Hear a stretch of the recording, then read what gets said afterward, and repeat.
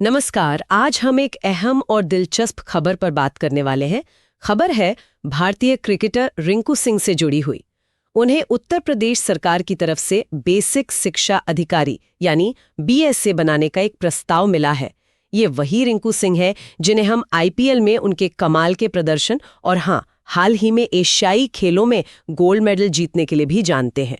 तो चलिए इस पूरी खबर की तह तक जाते हैं, समझने की कोशिश करते हैं कि नियुक्ति आखिर क्यों हो रही है, बीएसए का काम क्या होता है और इस पर इतनी गर्मागर्म बहस क्यों चल रही है। हमारे पास इस पर कई मीडिया रिपोर्ट्स और लेख हैं। आइए देखते हैं उनमें क्या जानकारी दी गई है।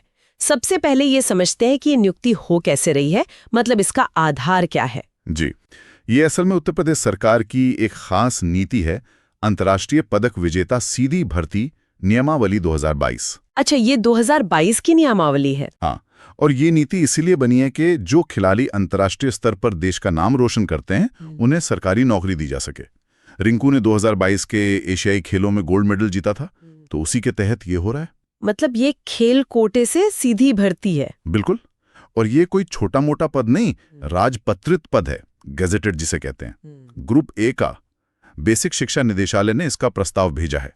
हाँ, कुछ औपचारिकताएं अभी बाकी हैं, पर सुनने में आया कि नियुक्ति पत्र जारी हो चुका है। ये तो सरकार का एक तरीका हुआ खिलाड़ियों को सम्मानित करने का। हाँ बिल्कुल, उन्हें प्रोत्साहित करने का, सरकारी सेवा में लाने का एक जरिया है ये। ठीक है, पर ये बीएसए पद ये होता क्या है, क्या काम होता है इनका? बीएसए का मतलब है जिला बेसिक शिक्षा अधिकारी। आसान भाषा में समझें तो जिले के जितने भी सरकारी प्राइमरी स्कूल हैं और अपर प्राइमरी स्कूल हैं, उनकी पूरी शिक्षा व्यवस्था की देखरेख इन्हीं के जिम्मे होती है। ओह, तो काफी बड़ी जिम्मेदारी है ये तो। बहुत। स्कूलों का इंस्पेक्शन करना, शिक्षकों की भर्ती प्रक्रिया पर नजर रखना, पढ़ाई का स्तर कैसा है, ये सब सुनिश्चित करना, ये सब बीएसए के काम में आता है। और आपने बताया ग्रुप ए का पद है, तो वेतन और दूसरी सुविधाएं भी अच्छी होंगी। हाँ बिल्कुल, ये लेवल 10 का पद है, 7वें वेतन आयोग के हिसाब से।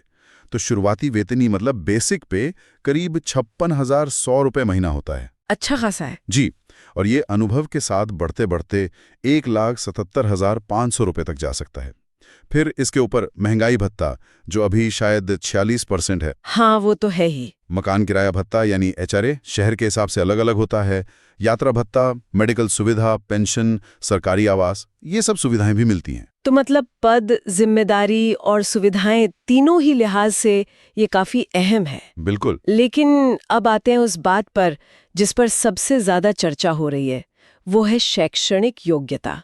रिपोर्ट्स में कहा जा रहा है कि रिंकू सिंह सिर्फ 9वीं कक्षा तक पढ़े हैं। हाँ, जबकि बीएसए बनने के लिए तो आमतौर पर ग्रेजुएशन जरूरी होता है ना? जी हाँ, सामान्य भर्ती प्रक्रिया में तो ग्रेजुएशन या पोस्ट ग्रेजुएशन मांगा जाता है, और इसी बात को लेकर सोशल मीडिया पर मतलब काफी बहस छिड़ गई है। हाँ, मैंने भी देखा, कुछ लोग कह रहे हैं कि खिलाड़ी का सम्मान है, तो कुछ कह रहे हैं कि ये पढ़े लिखे युवाओं के साथ ठीक नहीं है। सही बात है, ये एक अहम मुद्दा बन गया है।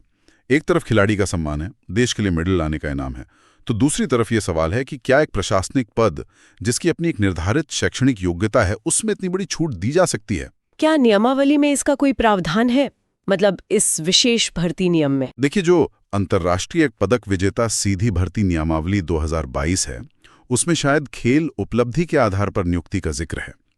लेकिन जो बीएसए पद की अपनी सेवा नियमावली है, उसमें ग्रेजुएशन या पोस्ट ग्रेजुएशन की शर्त बताई जाती है। तो यहाँ एक तरह का कानूनी या प्रक्रियात्मक पेच फंस सकता है। ये देखना होगा कि सरकार इसे कैसे सुलझाती है।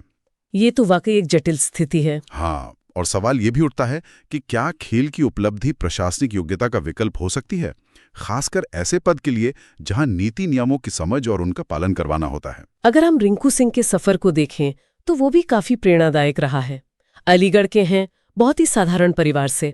उनके पिता एलपीजी सिलेंडर बांटते थे और शायद आर्थिक तंगी की वजह से ही उन्हें 9वीं के बाद पढ़ाई छोड़नी पड़ी। जी, उनका संघर्ष काफी बड़ा रहा है और उन्होंने पूरा ध्यान क्रिकेट पर लगाया। और नतीजा हम सबने देखा है, आईपीएल 2023 में वो केकेआर के लिए लगाए गए 5 छक्के कौन भूल सकता है। हाँ, वो तो ऐतिहासिक था। परिवार के लिए तो ये गर्व की बात है ही।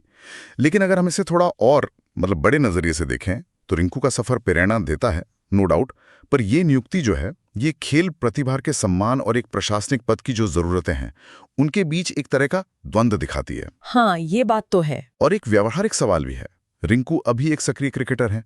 उनका काफी समय ट्रेनिंग, कैंप, मैच में जाता है। सही कहा। तो वो बीएसए जैसे फुल टाइम और इतनी जिम्मेदारी वाले पद के साथ कैसे न्याय कर पाएंगे, ये भी सोचने वाली बात है। तो कुल मिलाकर स्थिति ये है कि रिंकू सिंह को उनकी खेल उपलब्धि के लिए बीएसए बनाने का प्रस्ताव है।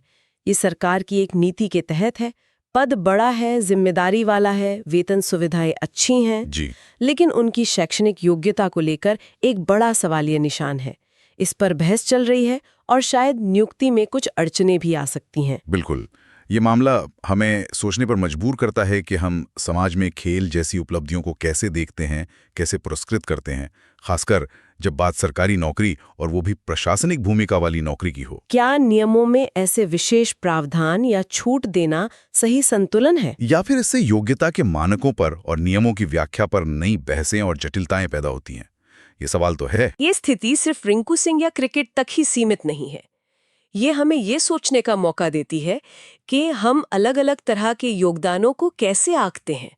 जैसे खेल में असाधारण प्रदर्शन बनाम अकादमिक या प्रशासनिक योग्यता। खासकर जब बात सार्वजनिक सेवा के पदों की आती है, तो हम किसे कितना महत्व देते हैं और